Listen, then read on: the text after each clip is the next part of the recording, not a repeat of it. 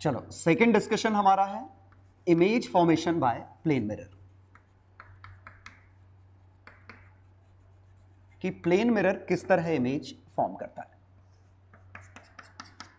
तो अगर ये हमारा ऑब्जेक्ट है, यहां से रे गई, यहां से रे, यहां से इस तरीके से, तो इसकी इमेज कहां आएगी, यहां पे। और सिंपल सी बात है, ये डिस्टेंस x तो ये डिस्टेंस x, दोनों डिस्टेंस बराबर है। और अब अगर हमें किसी एक्सटेंडेड ऑब्जेक्ट की इमेज चाहिए होती, जैसे इसकी इमेज, तो इसकी इमेज ऐसे आती, मतलब ये लेंथ l है तो l आएगी, ये h है तो ये h आएगी। ठीक है, चलो अब इमेज का नेचर देखें कि नेचर ऑफ इमेज क्या है।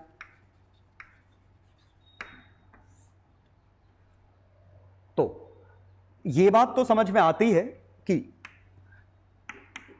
रियल ऑब्जेक्ट की वर्चुअल इमेज है, has virtual image, and vice versa, virtual image and virtual object has real image, has real image. मतलब मैं यहां यह कहना चाह रहा हूं कि प्लेन मिरर में रे डायग्राम बनाना बहुत ही आसान है। ऑब्जेक्ट अगर ये है तो इसकी इमेज ये है, तो रियल ऑब्जेक्ट की वर्चुअल इमेज। और अगर वर्चुअल ऑब्जेक्ट है मतलब कन्वर्जिंग रेज आ रही हैं ऐसी, तो ऑब्जेक्ट इधर होता तो ये ऑब्वियसली इस तरफ कन्वर्ज होती और ये इमेज इस तरफ होती। तो वर्चुअल ऑब्जेक्ट की रियल, रियल ऑब्जेक्ट की वर्चुअल। कोई दिक्कत तो नहीं। तो इसका रे डायग्राम सबसे आसान है। दूसरा पार्ट,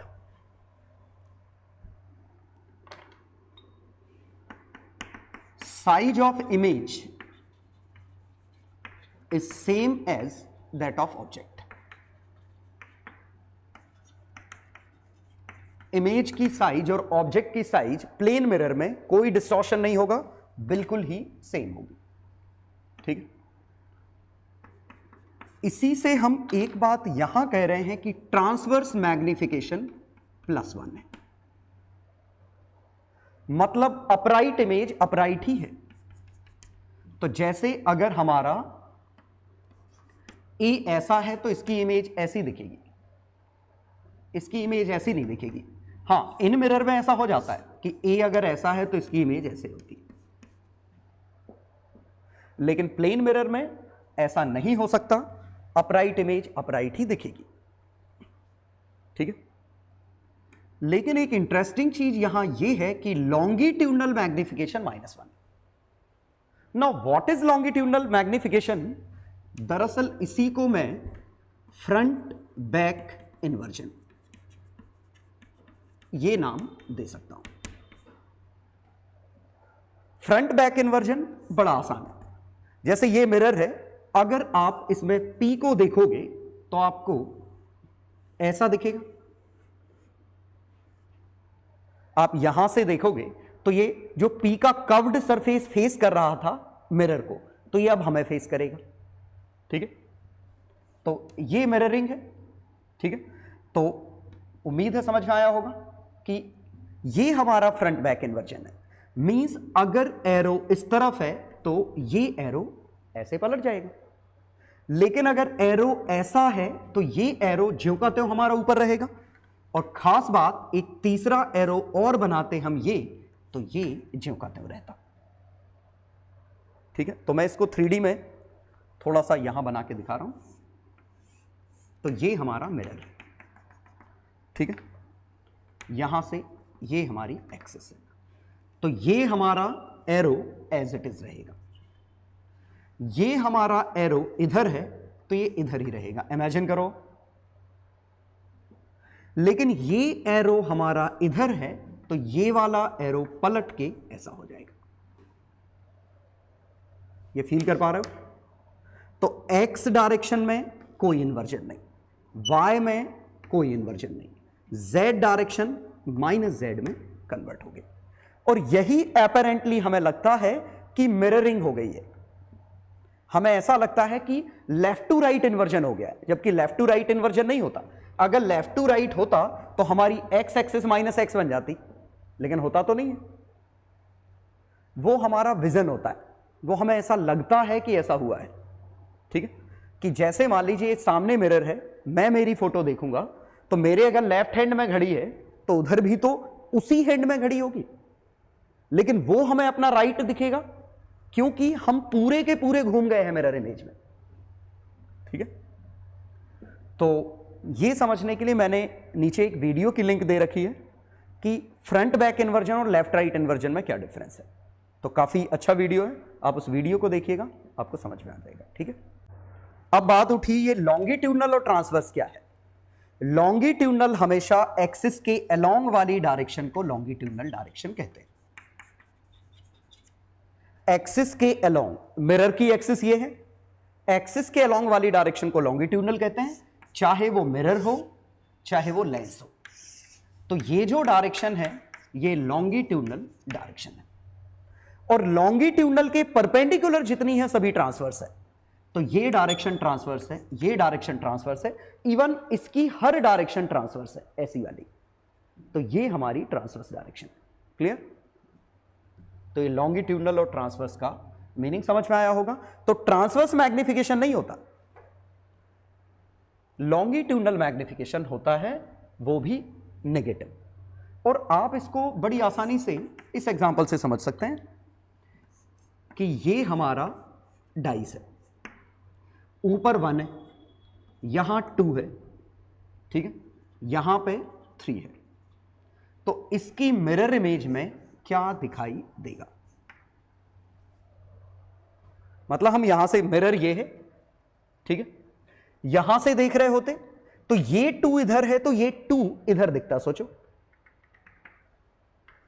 ये 2 का फेसिंग 2 दिखता, 1 अगर ऊपर है तो 1 ऊपर ही दिखेगा, और ये 3 हमारी तरफ है, इस तरफ है, तो 3 इधर ही दिखेंगे। तो 3 इधर है तो 3 इधर ही दिखेगा। हां, ये 2 है और 2 के सामने वाला 4 होगा, सॉरी 5 होगा, सम 7 होता है आमने सामने, तो यहां पे 7 होगा। तो ये देखिए 7 लेफ्ट था, 2 राइट था, 7 2, अब 2 7, 1 ऊपर था, 1 ऊपर है, 3 इधर था, 3 इधर। मतलब किस डायरेक्शन में चीजें पलट रही हैं? एक्सिस की डायरेक्शन में। एक्सिस के परपेंडिकुलर ना इधर पलटा ना इधर पलटा। एक एनिमेशन में देखिए, ये इस एनिमेशन में ये एक पी दिख रहा है, पीछे मिरर है।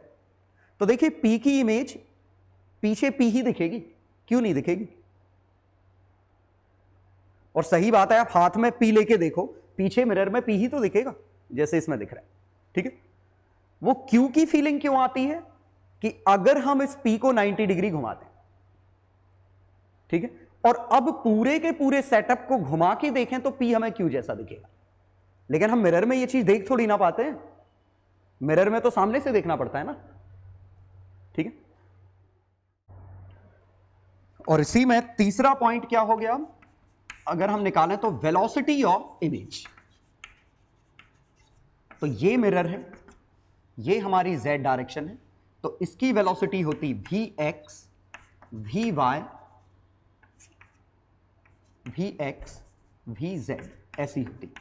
तो इसकी इमेज की वेलोसिटी vx ज्यों का त्यों, vy ज्यों का त्यों, vz नेगेटिव हो जाएगा, क्योंकि ये जितना इधर जाएगा ये उतना ही इधर जाएगा, जितना इधर जाएगा ये इतना इधर जाएगा, जितना दूर जाएगा ये उतना दूर जाएगा।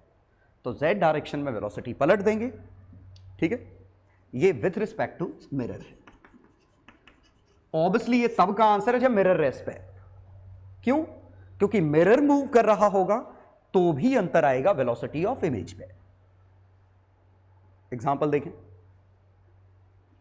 चलो तो ये छापना है बस आपको, ये 3 चीजें, ठीक है। ये विथ रिस्पेक्ट टू मिरर है, मिरर का इफेक्ट आएगा तो वो हम अलग से चौथे पॉइंट देख रहे हैं, तो ये चीज छाप लो।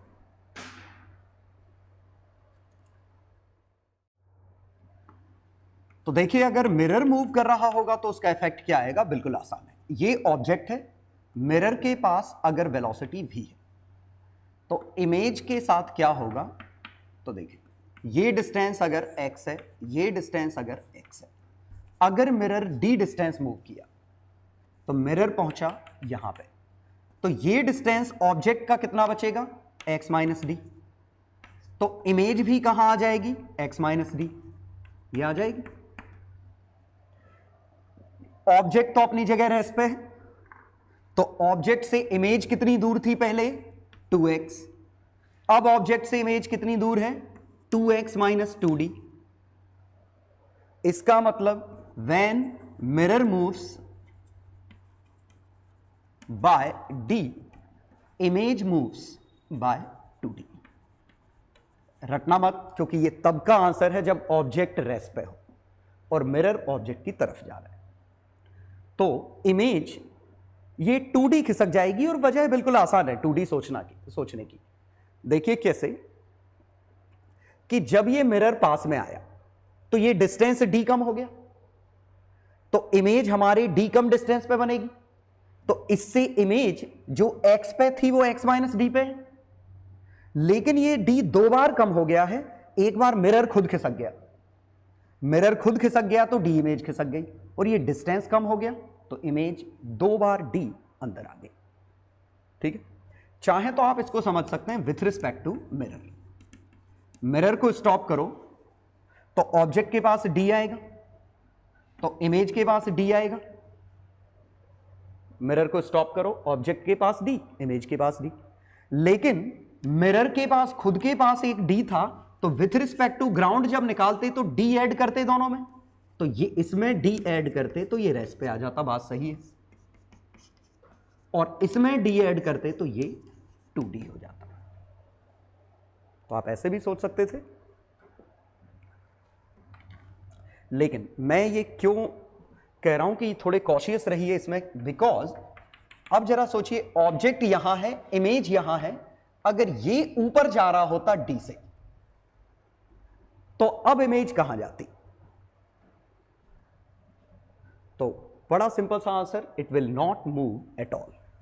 वजह कि देखिएगा, अभी ऑब्जेक्ट यहां है, तो इमेज हमने बनाई रे डायग्राम ऐसा लिए, इमेज बन गई हमारी ये। अब अगर ये मिरर ऊपर भी चला जाता, मिरर चला जाता कहीं और इधर, तो भी हमारा रे डायग्राम ऐसा और ऐसा बनता। क्यों? क्योंकि इमेज कहां बनती है, जैसे ये प्लेन है, इस ऑब्जेक्ट की इमेज कहां होगी, इसका प्लेन कंप्लीट करो और इस प्लेन के परपेंडिकुलर, उतने ही डिस्टेंस नीचे। तो ये फर्क नहीं पड़ रहा है कि ये मिरर कहां पे, इधर होता, इधर होता, इधर होता, इधर होता, इमेज तो यही बनती। मतलब रे डायग्राम तो ऐसा ही होता, इस तरह का। क्लियर?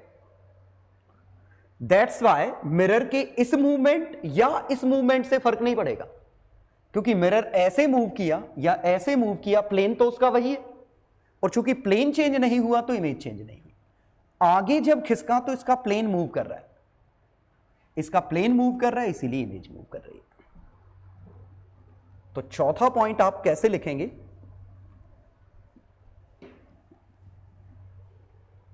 इस तरह कि ये अगर हमारी z डायरेक्शन है, तो इसके पास वेलोसिटी, मिरर के पास एक v1 होती, एक v2 होती, ये ऑब्जेक्ट है। तो इमेज के पास वेलोसिटी 2v1, ये इमेज के पास वेलोसिटी है, ऑब्जेक्ट रेस्ट पे। v2 का कोई इफेक्ट नहीं आया, कॉमन सेंस है। v1 का इफेक्ट डबल आया। ठीक है,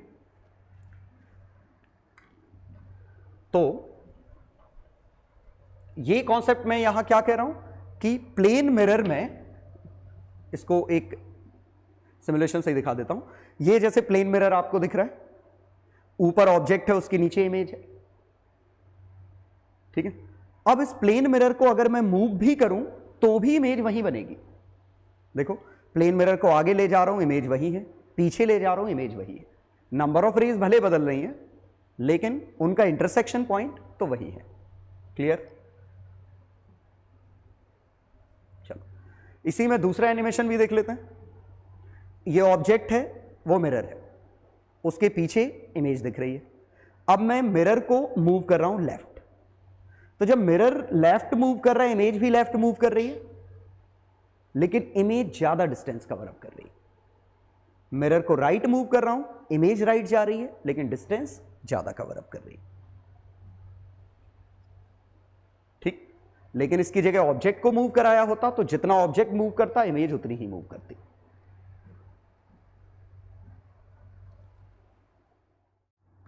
एग्जाम्पल, ठीक है, ये इसका एक्स वाई प्लेन है, ये मुझे बताना पड़ेगा। ठीक है, इसकी वेलोसिटी 37 डिग्री 5 मीटर पर सेकेंड इस तरह, इसकी वेलोसिटी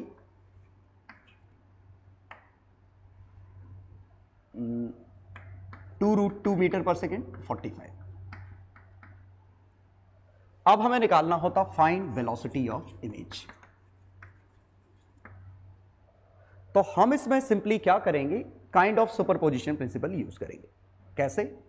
मिरर को स्टॉप रखो, अगर हम ऑब्जेक्ट को मूव कराते तो ऑब्जेक्ट के पास वेलोसिटी 4 और वेलोसिटी 3 होती, तो इससे हम इमेज की वेलोसिटी देखें तो इमेज की वेलोसिटी 4 और वेलोसिटी 3 आएगी। ये कब का आंसर है? जब मिरर रेस्ट पे रहता। अब हम निकालते हैं जब ऑब्जेक्ट रेस्ट पे रहता और मिरर मूव करता, तो मिरर के पास वेलोसिटी 2 और वेलोसिटी 2। ऑब्जेक्ट रेस्ट पे है, मिरर के पास ही है, तो इसके पास वेलोसिटी 4 और ये वर्टिकल कंपोनेंट का कोई असर नहीं आएगा क्योंकि मिरर के ऐसा मूव करने से वेलोसिटी नहीं आ जाएगी। तो ये 2 है तो ये 0 है, ये 2 है तो ये डबल हो गया। तो टोटल सुपरपोजिशन क्या हो गया? ये ऑब्जेक्ट का इफेक्ट, ये मिरर का इफेक्ट। तो वेलोसिटी ऑफ इमेज 4 और 4 -8 आई कैप प्लस 3 जी कैप। तो उम्मीद है समझ में आया होगा क्या कर रहा हूं मैं, कि पहले लॉजिक सिंपल है, मिरर के रिस्पेक्ट का आंसर निकाल लिया, मिरर को का कंट्रीब्यूशन नहीं लिया, सिर्फ ऑब्जेक्ट का कंट्रीब्यूशन लिया। अब ऑब्जेक्ट का नहीं लिया, खाली मिरर का लिया, दोनों को सुपर इंपोज कर दिया। ठीक, तो ये अप्रोच रहेगी हमें इसमें क्वेश्चन सॉल्व करने के लिए। और देखिए, तो जैसे ये 3 मीटर पर सेकेंड, ये आ रहा है 2 मीटर पर सेकेंड। अब हमें आंसर निकालना होता वेलोसिटी ऑफ इमेज। तो इस 2 का कंट्रीब्यूशन 2 इधर। क्या किया मैंने कि अगर अकेला ऑब्जेक्ट मूव करता तो आंसर ये आता, ऑब्जेक्ट रेस्ट पे रहता, अगर मिरर मूव करता तो आंसर कितना आता? 6। तो टोटल आंसर इन दोनों को कंबाइन कर दो तो आंसर कितना आ गया? 4। ये बड़ा बेसिक सा अप्रोच है। ठीक है,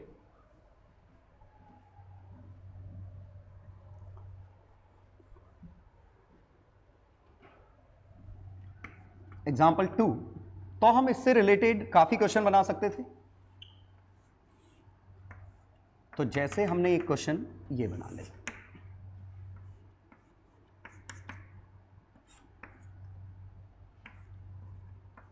तीन मीटर पर सेकेंड, 2 मीटर पर सेकेंड, यहां पे 1 किलोग्राम, यहां 4 किलोग्राम। ठीक है, अब हमें निकालना होता कोलिजन, मान लो इलास्टिक ही मान लेते हैं। तो velocity of image just before impact और velocity of image just after impact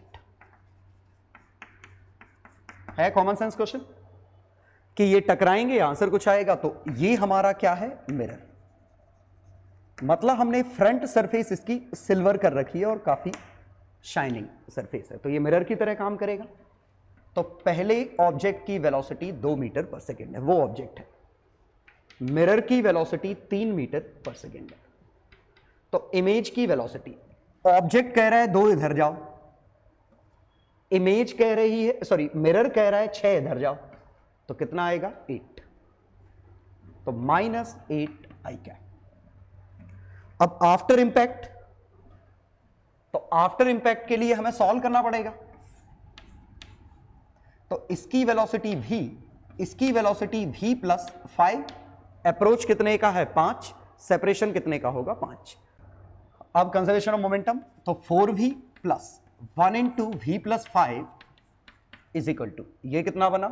4 into 3 minus 1 into 2, ये 10 बना, 5v plus 5 is equal to 10, v की वैल्यू आ गई 1 मीटर पर सेकेंड। तो 1 की वेलोसिटी कितनी हो गई 6, 4 की वेलोसिटी कितनी हो गई 1। वेरीफाई कर लो, कंजर्वेशन ऑफ मोमेंटम, अप्रोच 5 का, सेपरेशन 5 का, मोमेंटम 10, पहले भी मोमेंटम 10 था। अब हमें इमेज की वेलोसिटी चाहिए, तो ये 6 दूर जा रहा है, समझिए ये मिरर है, ऑब्जेक्ट अगर दूर जा रहा है तो इमेज भी 6 से दूर जाएगी। तो ये कंट्रीब्यूशन आया इसका।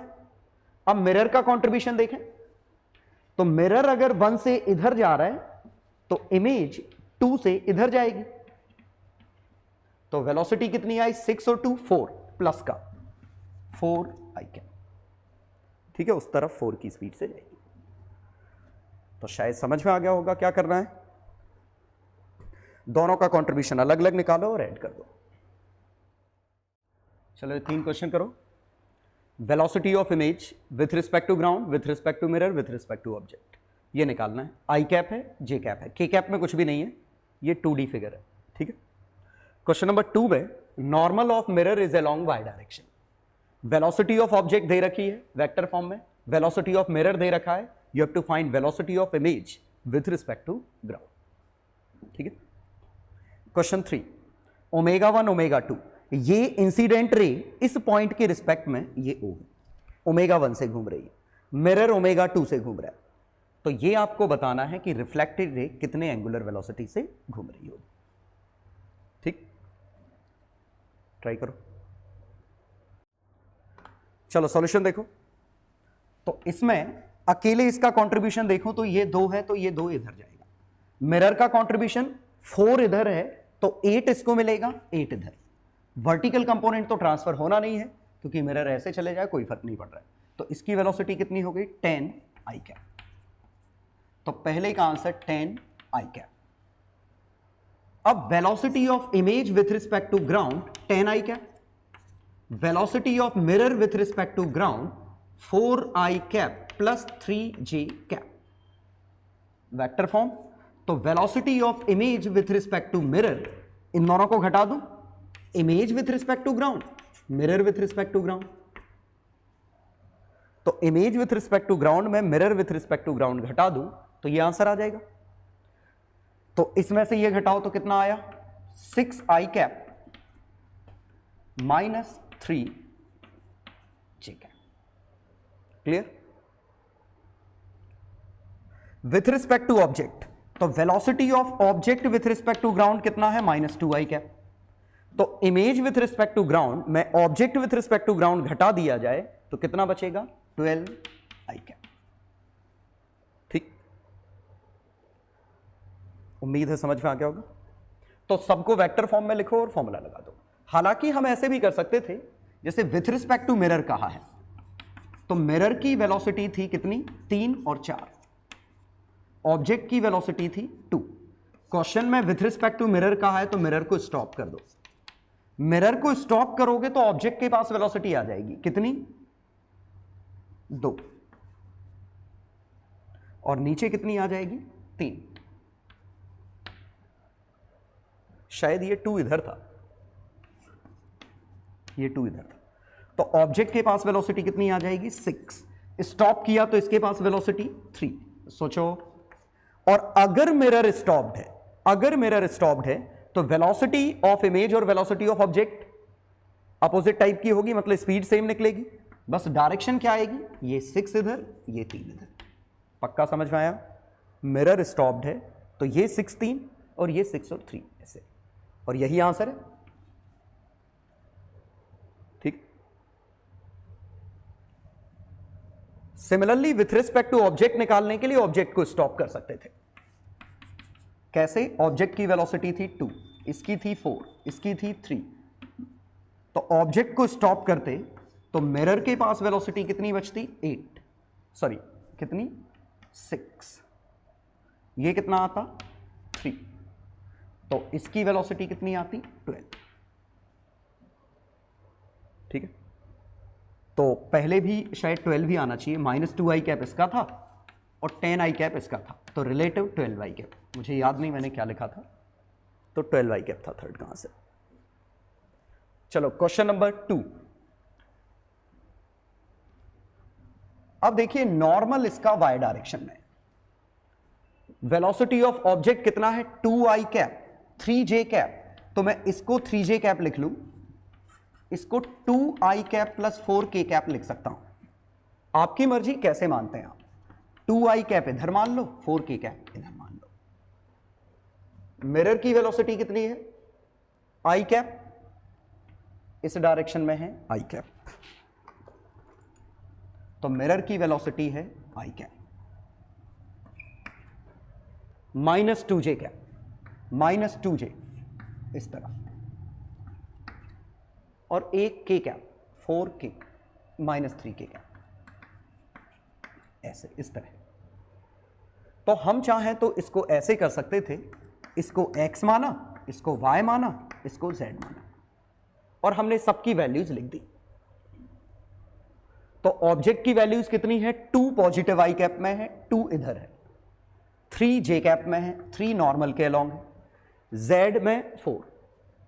बस ध्यान क्या रखा कि नॉर्मल के अलोंग हम जे डायरेक्शन रखें। मिरर की वेलोसिटीज कितनी है आई कैप, तो 1 इधर है, जे कैप में कितना है -2, 2 इधर है, माइनस एरो में लगा चुका हूं, के कैप में 3 इधर। अब हम इमेज की वेलोसिटी देखें तो सुपरपोजिशन से निकालेंगे, तो इसकी 3 इस डायरेक्शन में पलट जाएगी, लेकिन इन दो डायरेक्शन में एज इट इज ट्रांसफर होगी। ये ऑब्जेक्ट का कंट्रीब्यूशन है। मिरर के कंट्रीब्यूशन में 1 और 3 का तो कंट्रीब्यूशन आएगा नहीं, 2 का कंट्रीब्यूशन डबल ट्रांसफर होगा 4। तो velocity of image with respect to ground कितना आएगा, ये 2 किस में है आई कैप में, जे कैप में 7, और ये डायरेक्शन माइनस थी, -7 जे कैप, और के कैप में 4। ये आंसर क्लियर। तो हम इस तरीके से एरो बना के कर सकते थे। दूसरा अप्रोच है, अगर मिरर को स्टॉप करते, ये हमारी जे डायरेक्शन है, मिरर को स्टॉप करते तो ऑब्जेक्ट के पास velocity with respect to mirror ये माइनस करके इसको देते, तो कितना बनता, आई cap 5 J cap 7 K cap, ये आती। तो object with respect to mirror I cap 5 J cap 7 K cap. तो image with respect to mirror, और कॉमन सेंस ये कह रहा है कि सिर्फ जे कैप में अंतर आएगा, तो I cap -5 J cap plus 7 K cap.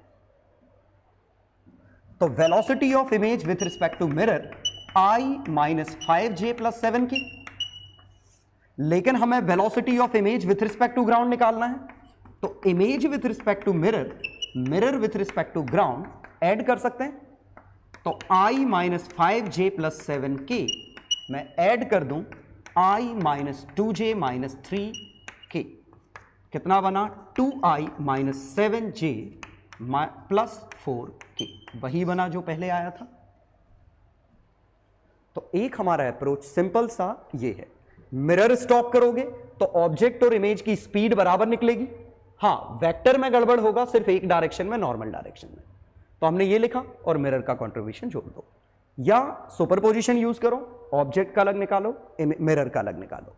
Mirror का निकालते समय यह ध्यान रखना है कि किस कंपोनेंट का रोल आएगा, जो नॉर्मल के अलोंग है। थर्ड काफी इंटरेस्टिंग क्वेश्चन,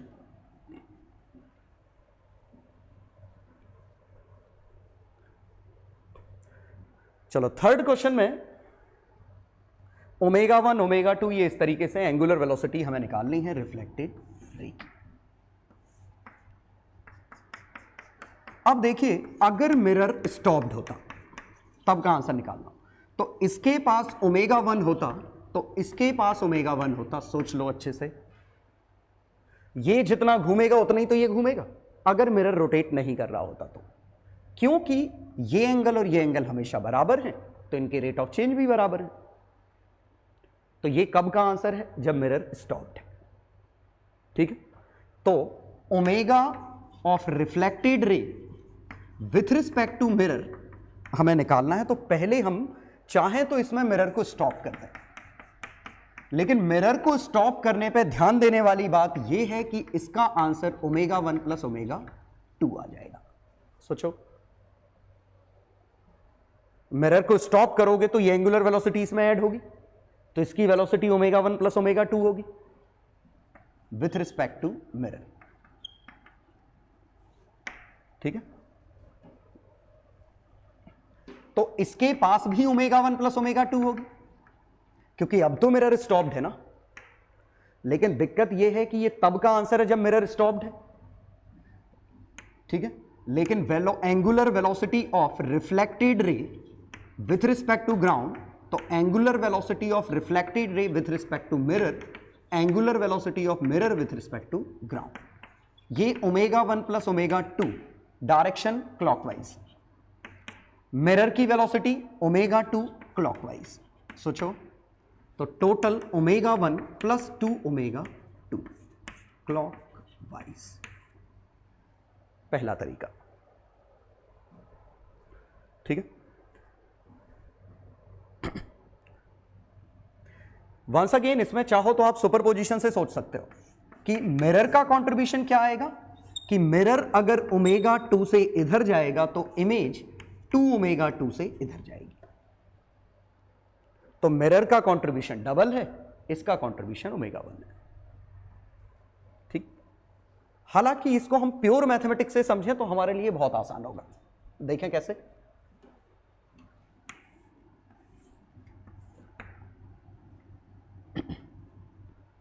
ठीक है, ये एंगल अल्फा है, ये एंगल बीटा है। अल्फा और बीटा बराबर है ओमेगा 2 ओमेगा 1, नहीं पता ओमेगा डैश, इसका ओमेगा 2 लिख सकते हैं, सेम ही तो मिरर है। इसका ओमेगा डैश अननोन है। अब जरा देखिए, अल्फा और बीटा बराबर है, तो D alpha by D T he D beta by D T है, और अल्फा का रेट ऑफ चेंज दोनों कम करने की कोशिश कर रहे हैं। ओमेगा 1 भी कम कर रहा है, ओमेगा 2 भी कम कर रहा है। बीटा का rate of change omega dash कम कर रहा है, ओमेगा 2 बढ़ा रहा है। सोचो, इस बीटा को ओमेगा 2 बढ़ा रहा है, ओमेगा डैश कम कर रहा है, तो यहां से ओमेगा डैश की वैल्यू ये इधर ले जाओ, ये इधर ले जाओ, omega 1 plus 2 omega 2। Clear? Positive आया मतलब जो डायरेक्शन मानी है वो सही है। ये आसान तरीका, मैथमेटिकल तरीका है। ठीक है, तो मिरर को जब हम ओमेगा घुमाते हैं तो उसका कंट्रीब्यूशन डबल होता है, और किस तरफ वो बिल्कुल आसान। तो अगर क्वेश्चन ऐसा होता, ये 2 डिग्री घुमाया, ये हमने 3 डिग्री घुमाया इस तरफ, तो हम कैसे सोचते कि इस 2 डिग्री का असर क्या है, 2 डिग्री, इस 3 डिग्री का असर क्या है, 6 डिग्री, तो कितना आया, 8 डिग्री। या तो हम ऐसे निकाल लो, या फिर कैसे निकालो कि नहीं आ रहा समझ में, ये थीटा मानो, इसका 3 डिग्री है, तो इसमें जो चेंज आएगा वही चेंज इसमें आएगा। इसमें चेंज आया 5 डिग्री बढ़ गया, तो इसमें चेंज आया थीटा माइनस 3 डिग्री बढ़ गया, तो थीटा की वैल्यू 8 डिग्री। ठीक, तो स्ट्रेट फॉरवर्ड है।